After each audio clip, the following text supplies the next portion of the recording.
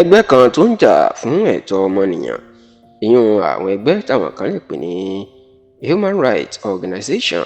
àbí tí wọ́n tún lè pè ní non-governmental organization NGO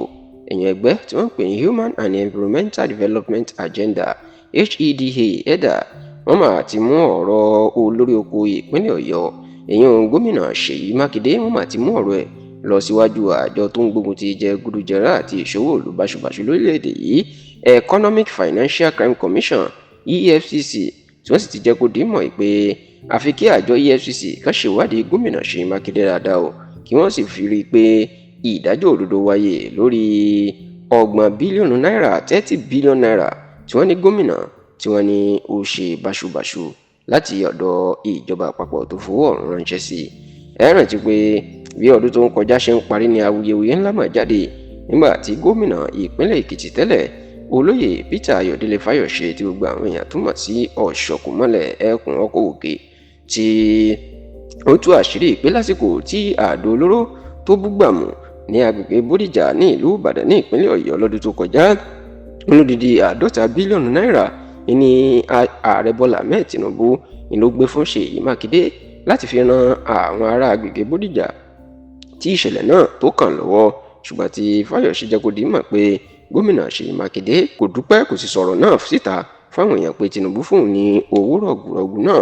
láti gbà lọ́rọ̀ owó náà má ti di awuyewuye táwọn èèyàn ń béèrè wípé kí ló dé tíjọba Mákindé ò náwó ọ̀hún tó jẹ́ pé $4.5 bílíọ̀nù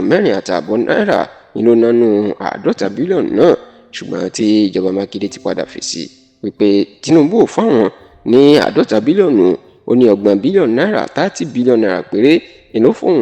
àti bóun ti kó sínú ilé ìfowópamọ́ tóun fọwọ́ kàn rárá látìgbà náà tóun sì ń retí ìgbà tí wọn yóò fi $20 bílíọ̀nù